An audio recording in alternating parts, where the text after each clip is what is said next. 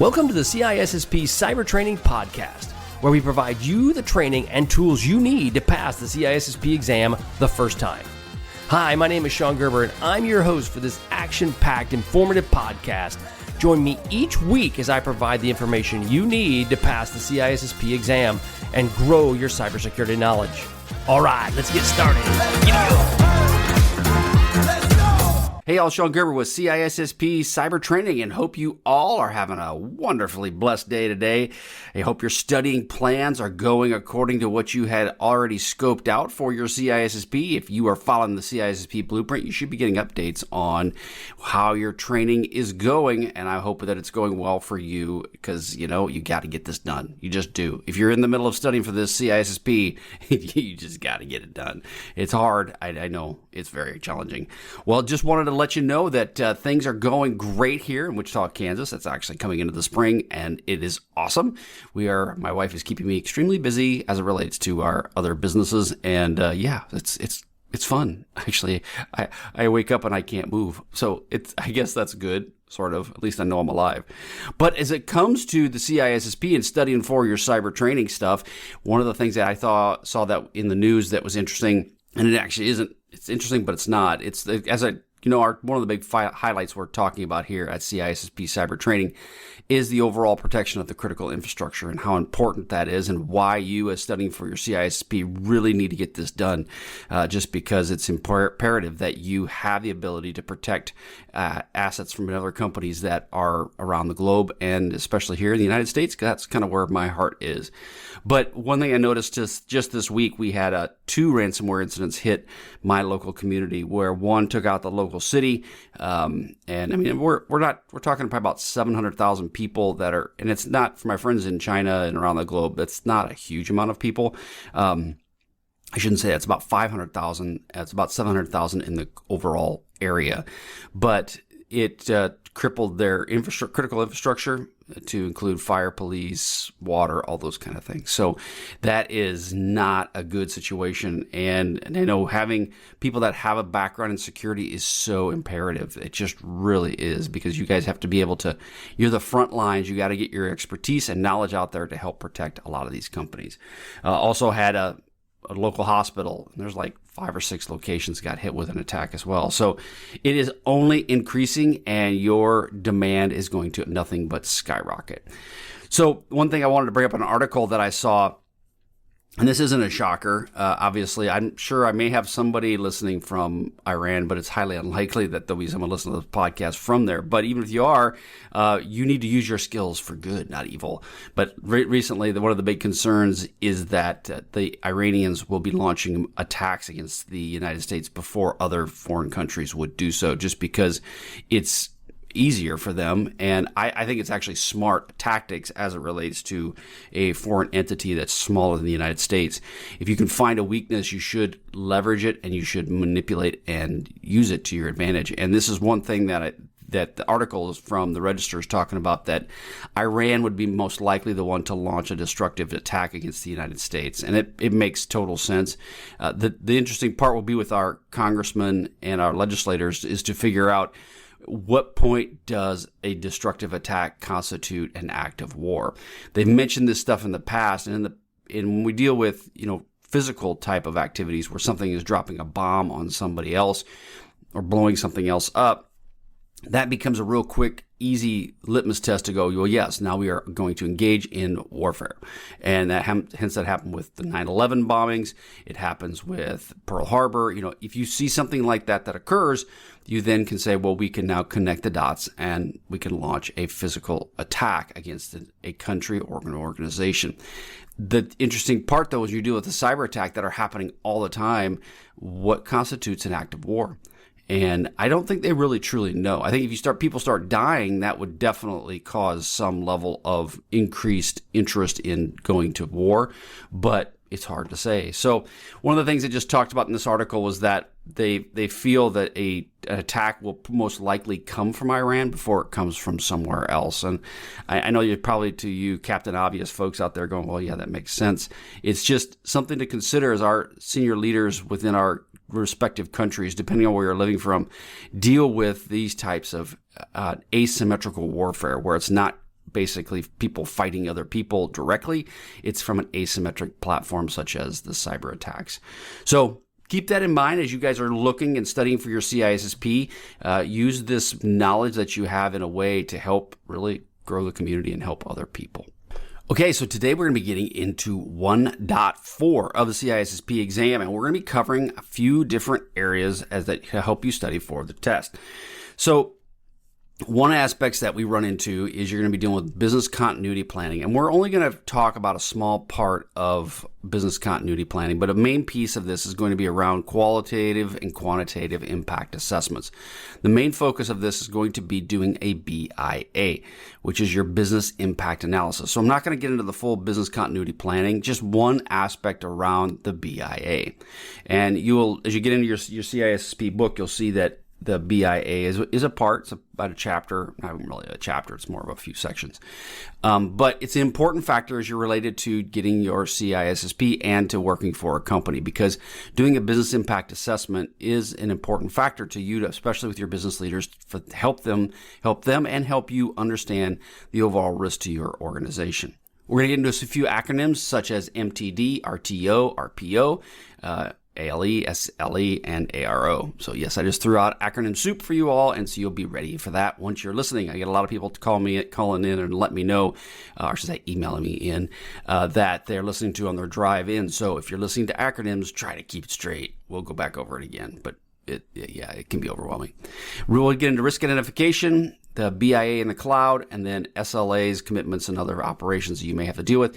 And then finally, how it may fall into what we call a SOC report. Okay, so the first thing we're going to get into is what we call a quantitative and qualitative impact assessment. So when you're dealing with a quantitative impact assessment, the key thing to focus on is a number, right? So we're dealing with quantities, quantitative, and so this involves numerical values that could be a potential impact to a business disruption. I will say that it's probably it can be one of the more easy things to do, and I say that loosely because getting people to tell you the numbers can be very challenging.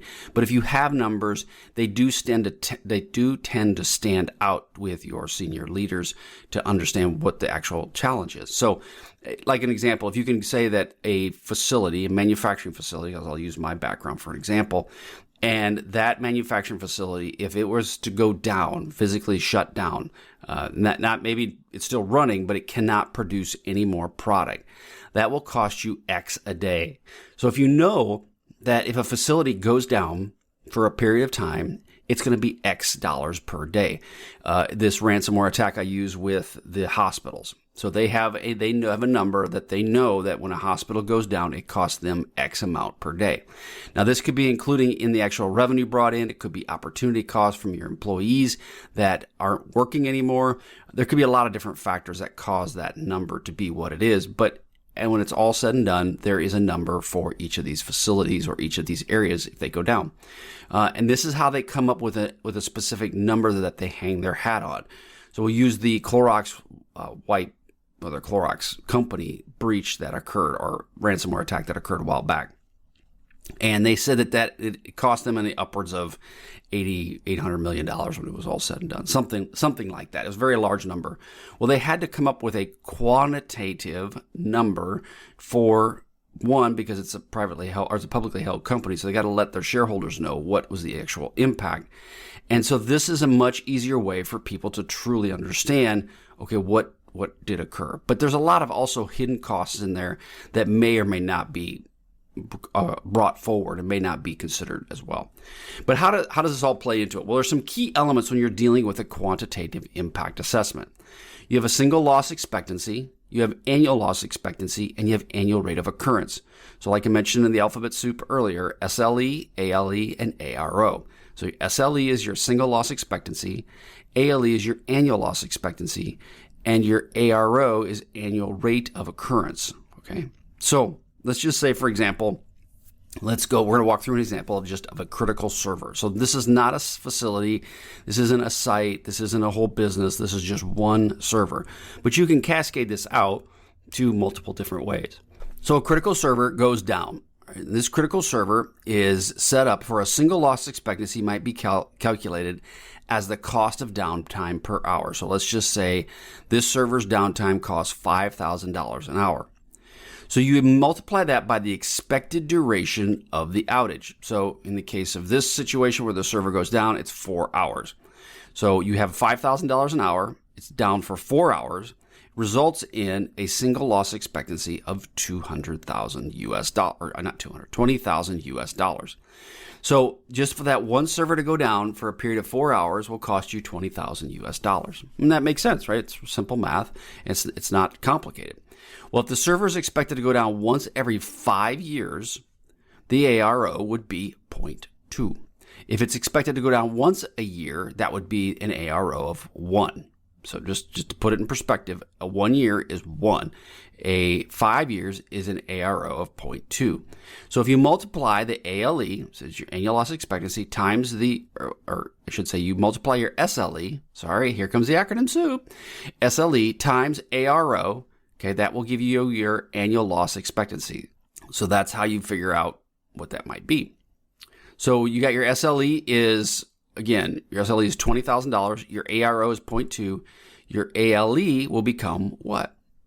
$4,000 will be your ALE. So your annual loss expectancy is $4,000 that you can anticipate for that server being down. So now you can multiply this number out all different kinds of ways to however it fits or meets your specific needs. So just, again, keep in mind that that's how you would come out with your quantitative impact assessment. Now, qualitative impact assessment, this is a way of assessing the impact of disruptions through descriptive means rather than hard numbers. And this would involve subjective judgments and opinions. So again, this could come down to such as customer satisfaction, employee morale, brand reputation. Those are pieces that you would have to figure out a qualitative impact assessment. Now that, again, it gets much harder, much squishier. The Clorox example, okay, they went down for a while, and that impacted their people's mindset or the brand reputation with Clorox. Now, I would say that it probably wasn't nearly as substantial as the hack that hit MGM. So when MGM and the casino company in Las Vegas was taken down, that was a substantial impact. One, they had to bring all these systems back up. They had annual loss of revenue. But at the same time, people that are using MGM for their gambling needs some people were probably hesitant to give them any more of their credit card information or personal information, thinking that the information may have been compromised. That would be a bigger brand reputational hit than, let's just say, Clorox.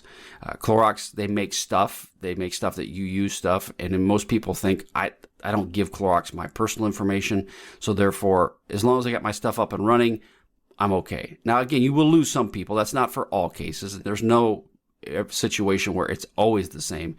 But brand reputation hit would potentially be less with a Clorox incident than it would with an MGM type incident. So as an example of this, the same server goes down. A qualitative assessment might focus on a potential loss of customer trust, the stress on employees due to increased workload, and the tarnishing of the company's reputation due to the service outage. So again, that's a qualitative impact assessment. So let's get into annual rate of occurrence. What exactly is that? So we just use that for our quantitative assessment. This is a metric that's used in this process, and what it is it's the number of times per year that an incident is likely to occur.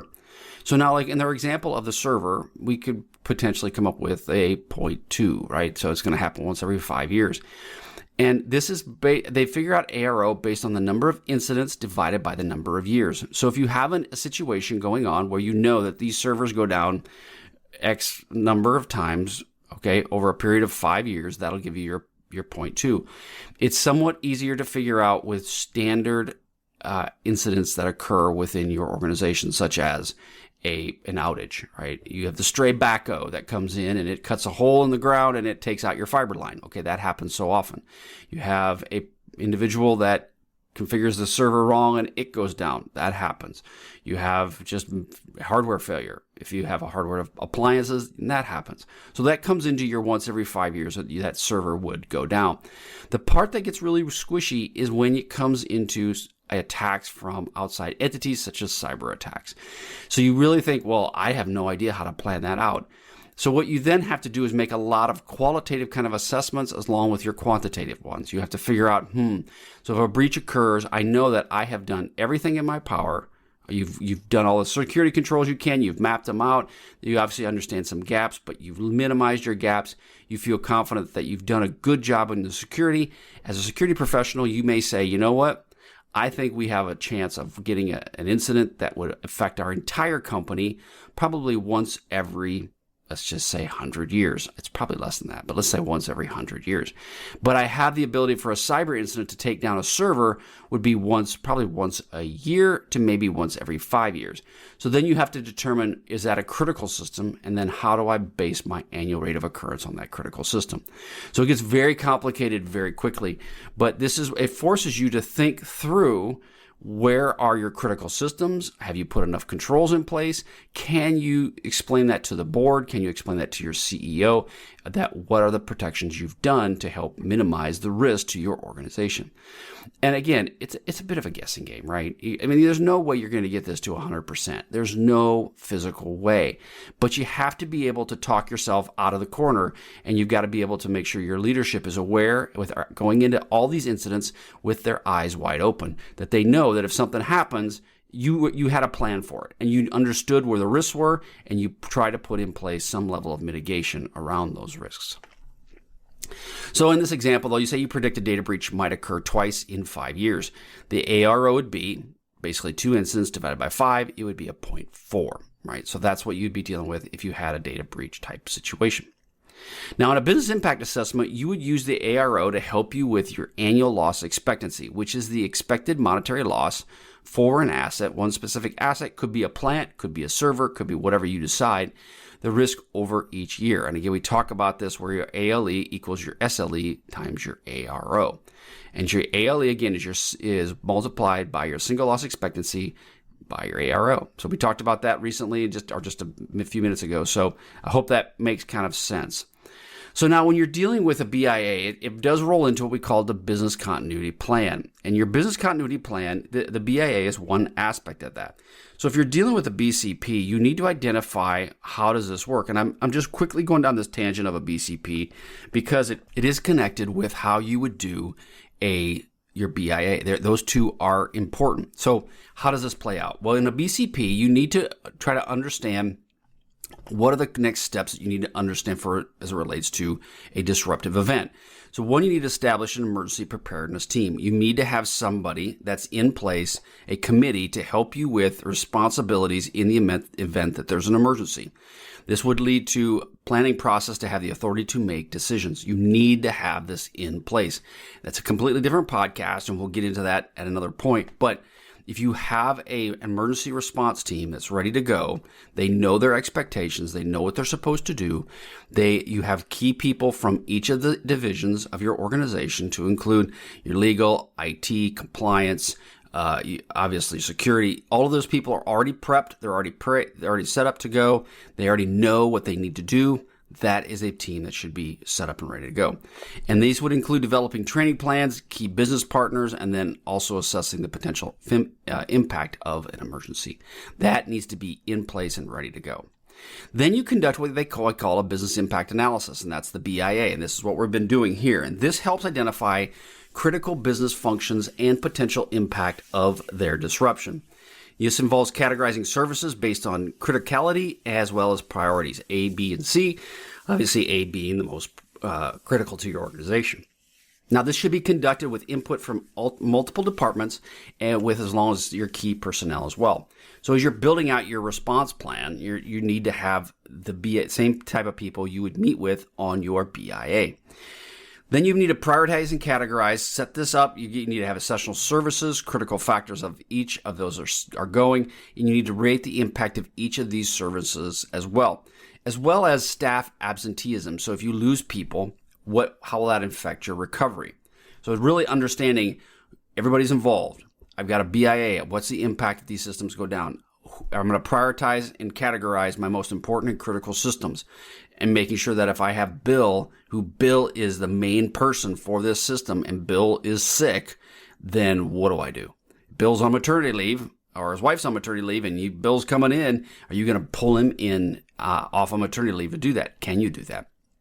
Legally, can you? Yes, no, don't know. Depends on where you live. Maybe that is a case. Then you need to identify the resources that help you continue operations, such as staffing, equipment, alternate locations. This kind of flows into your DR plan, your disaster recovery plan. You need to integrate with your objectives for your organization. Again, make sure that the overall objectives for your organization align with what you're trying to accomplish. And then you need to regularly review and update. Make sure that everybody's tied into what's actually happening and how to fix it. And then you need to run different types of events. And this comes into the last bullet, or not the last, second to last, is the training and awareness. You need to run through different scenarios and make sure this works. And this would include reevaluating your business impact analysis. You need to really consider changing your BIA when you have large things that occur within your organization. You do a merger, you need to redo your BIA. You do a divestiture, you need to redo your BIA. If you bring on one facility or some critical systems, critical applications, redo your BIA. And again, it could be a very small thing or it could be very large, depending on the size of what the changes within your organization. And then you need to communicate this. This includes stakeholder involvement. Once you communicate your BCP plan, that needs to happen with your senior leaders, happens with heads of the departments. You need to communicate that with people and their understanding. And again, if you run through some different training assessments with this would be a great way for that communication to occur as well. Now we're going to run into a couple of different acronyms, MTD, RTO, and RPO. So MTD is maximum tolerable downtime. This is the longest amount of time that a business process can be down, without causing significant harm to your organization's plan or mission. It represents a threshold for accepting downtime and a crucial for determining the urgency of recovery. So if your maximum acceptable downtime is 1 day versus your maximum acceptable downtime is 1 hour, that will tell you the criticality of what systems can be down for how long and so forth. I will tell you that this will change, and some people think they know what the answer is, but until you exercise it, you truly won't know it, because I've had situations with senior leaders that have come in and said, my maximum downtime is 7 days. Until you do an exercise and they're like, that thing has to be up in 2 hours. Yeah, exactly. So that's the part where you really won't figure that out until you actually do it. A recovery time objective, this is the largest or the target duration in which the business processes must be restored after a disruption to avoid unacceptable consequences. So what that basically means is that you come up with a plan that my data is updating to a database. And if it does not update to this database, and it doesn't say every minute, if it doesn't update for 2 hours, I lose those 2 hours. Well, I have people that can go back in and try to manually go and hand jam in those that new data. However, if it goes down for 3 days, I'm now total business processes crump. I got nothing I can do. I don't know. I mean, these hospitals is an example with a ransomware attack. When they need to get these systems back up and operational because all of their data is operating inside them. They can't do notes on their people. What happens if people get the wrong drugs and it causes physical harm? All of those things are an important factor when you're dealing with RTO. Now we go to RPO. This is recovery point objective. This is the maximum acceptable amount of data loss measured in time. The age of the files must be recovered from backup storage for normal operations. So if you have a situation where I can be down for an hour, and I'm down for that hour, but within that hour, I have to have all of the data back within minutes. So I can only lose 5 minutes of data. So then that means that your recovery point objective is 5 minutes. You can be down for 2 days, but you've got to be, when they bring it back from backups, you cannot lose no more than 2 minutes of data. That's your recovery point objective. So maximum tolerable downtime is how much time it can be down. Days, hours. Maximum recovery time objective is the duration in which your business process can be operating where that has to be restored. So I've got days that I have to have it back. And then your point objective is when the data needs to be back and synced. Immediately, exactly within, I can only lose an hour, I can only lose 2 hours. What is that recovery point objective? So again, these are really important to identify the priorities because they help you understand what systems are critical and then what your business is willing to accept as it relates to both your MTD, RTO, and RPO. So now you're dealing with risk identification. What are some risk identifications you need to consider with your BIA? This would be natural disasters, and we got human-made disasters. So the risk can be varied. In the past, it used to be, many of them were, obviously, you got some natural disasters, your earthquakes, your floods, hurricanes, tsunamis, all that. That's normal, right? And actuarial tables can help with that. Actually, talking to a gentleman I'm working with right now in a contracting thing, and his daughter is going to school for I can't say that. Basically, science around actuarial. Yeah. Insurance person. That's what she's going to be. Like working on, she likes that. She likes looking at numbers. So this is where you have your actuarial tables. Well, they know how many earthquakes occur, how many floods occur, and they can kind of plan for that. The part they can't plan for, and I'm talking to the insurance people, is the human-made disasters, such as cyber attacks, data breaches, physical terrorist attacks, which I think they can plan for those a little bit better than because they don't happen as often. Fires caused by human activity, those can work with. Industrial accidents, they can figure those out. But the cyber and data breach ones are really squishy. And I think they'll also get into, are you in a targeted environment? Critical infrastructure, I think that's probably one of the areas that they're starting to try to get the numbers around. But the protections on critical infrastructure is all over the board. Man, it goes from being super protected when you're dealing with nuclear power plants down to water treatment facilities that may not be as protected. So it's interesting. So when you're dealing with BIA and the CISSP, you need to consider, again, like we talk about, identifying key business functions, estimating your downtime, understanding that, and then assessing the potential impact over time and how it may impact your business. So that's really what it is. The business impact analysis is just going through the numbers. And you can create your own assessment within your own business. I highly recommend you create something that you would have that you can work from to help with your people. Now, I would also tend to make sure you be very careful when you create your own BIA or business impact assessment is the fact that it's really easy to start making this a laundry list of all kinds of things that you're going to ask questions on. You want to avoid that. You really want to keep this simple, keep it to the point, and let it help you understand where are the key aspects within your organization. And that could come down to is, what are the systems that are most critical? What are you doing to protect those most critical systems? And then, are there anything that you haven't really thought of? And you'll dig deeper into all those. I mean, that's a very generic statement I just made there, but that's really the boils it down to is, what are the critical systems? How much could it impact your organization? Is there a monetary number you can give me? And who is the next person I need to talk to about those critical systems? And then what protections do you have in place? That's the crux of it, with a little bit more detail. Okay, so now we're going to talk about BIA in the cloud. How does that work? So you're dealing with the cloud. What do we do here? Well, you need to understand the critical business functions, again, that are tied to these cloud environments. And what is a cloud? All a cloud is you've just outsourced your data, your data center to an external entity. That's all the cloud is. So instead of doing that to your own people, you now have to do an impact assessment to these cloud providers. Now, depending upon if it's going to be like Amazon, where you're putting your own stuff out there and Amazon is just maintaining the infrastructure, that is a different kind of BIA than if you are actually allowing a third party to be what they call a SaaS, or a software as a service provider, or infrastructure as a service provider. Then that's a different type of BIA where you may ask a little bit different questions. Same concept, but just different questions. You could keep it simple, right? Do not overcomplicate this. It's really easy for security professionals to make this way more complicated than it needs to be, and it then causes all kinds of drama, and people just don't get stuff done. You need to assess the impact of what would happen if a cloud disruption would occur, like just the same thing you do on-prem. One of the things, though, you might consider, this is a little bit different, but it's kind of the same, is evaluating dependencies. You may have different dependencies with an external provider than you do with your internal people. And the understand is that you can tap sometimes your internal people on the shoulder saying, hey, can you help me? Whereas with an external provider, it isn't always as simple as that. You need to understand your regulatory compliance, especially externally. And if you're doing with a SaaS product, they should be dealing with that. If for some reason you have a SaaS provider that does not understand the regulations for your space, you may want to think twice about working with them. They need to truly understand that if you want to have a successful engagement with these people.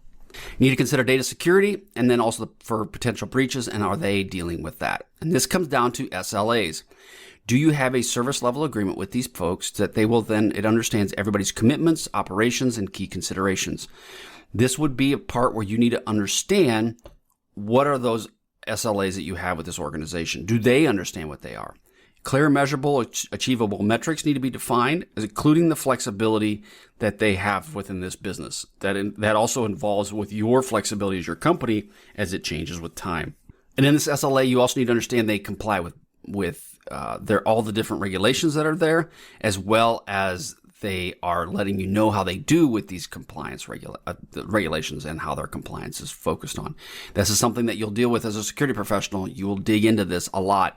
Your compliance folks understand really good what they do, but when it comes into cybersecurity, there's fewer cybersecurity compliance people that are focused on it, and therefore they're a bit of a unicorn. You may have to help that compliance person in this overall process, especially if your business model is not an IT related or software related business.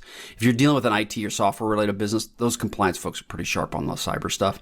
But if you're dealing with a manufacturing or maybe something a little bit different that doesn't deal with cyber as much, you may have to do some education to train them up. Maintaining transparency. Again, this is also important that you have that in line and you understand it. Now, I mentioned the SOC report, and I'm not going to get into SOC and how that plays into, but when you're doing a BIA, you may have to understand what a SOC report is. And this is a service organization control report, and why is it important? Well, as you're dealing with a business impact assessment, these are regulatory requirements that you may have to meet. And I'm just using SOC as an example. There's many other regulatory requirements out there that may impact your business impact assessment. But the SOC report, what it basically is, it's an examination around from what a certified public accountant or CPA organization would do. And they would provide what are the controls that are in place to help protect security as it relates to a financial piece of this. It's around the security, the accuracy, and the completeness of all of financial information, and that's a SOC. Now, they have different types. There's a SOC 1 and there's a SOC 2. There's a report depending upon the amount of due diligence that needs to occur based on what you do with the financial data. So if you have a much more involved financial situation, you'll have a different SOC report than what you would if you didn't have that. So again, we're not going to get into the details of a SOC report, but just know that a SOC report is an important factor in dealing with a VIA because of the regulatory requirements that are associated with that within that organization, if they're a financial organization.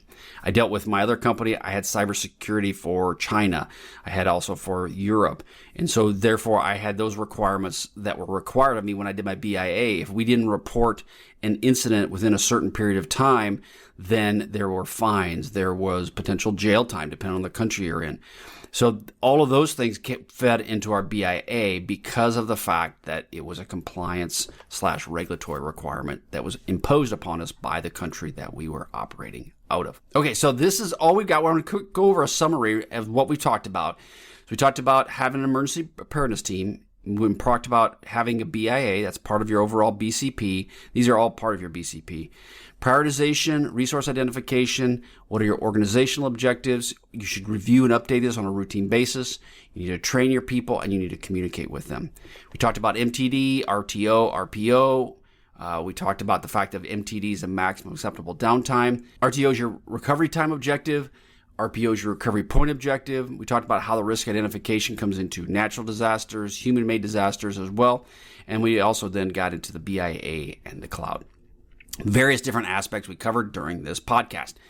Ultimate goal is that the BIA is an important factor for any organization, and you need to really consider doing it. It's also going to help you with the CISSP. As you can see, the great part about the CISSP is that it will help you with your job. Once you pass the CISSP, it helps you in your job. Now, if for some reason you want to listen to this and you don't ever want to take the CISSP, hey, that's fine too. Not a problem, because the fact is these skills are very helpful with your organization, no matter if you're taking the certification or you're not taking the certification.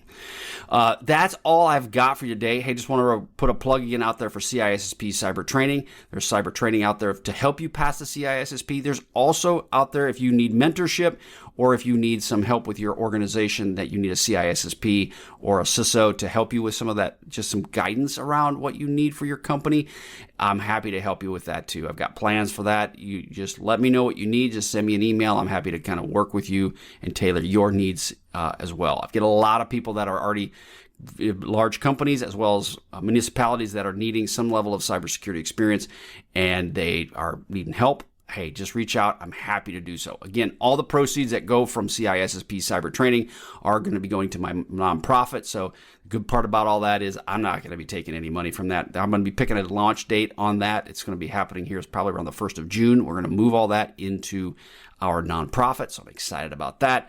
But the ultimate goal is that to help you pass your CISSP, it's about helping you protect your company and your facilities.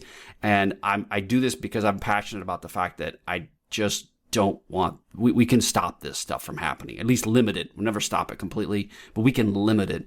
And if I can help you get trained so that you can help be a part of that, that is what I'm here for, is to help facilitate that process. So if you've got any questions, again, reach out to me at CISSP Cyber Training, and I'm super excited to work with you here in the future. Good luck on your CISSP. You guys will get it done. I know you will. Take care. We'll talk to you soon. Catch you on the flip side. See ya. Hey, thanks again for listening today. It's been my pleasure to prep you for the CISSP exam. Are you interested, though, in some free CISSP exam questions? Head on over to freecisspquestions.com and sign up to join my email list, and you'll receive access for 60 free CISSP questions each and every month for the next 6 months. That's a total of 360 questions just for signing up with CISSP Cyber Training. You'll also gain access to other free CISSP resources, so just head on over to freecisspquestions.com and sign up, or head on over to CISSPcybertraining.com and sign up today. Have a wonderful day, and we will catch you on the flip side. See ya.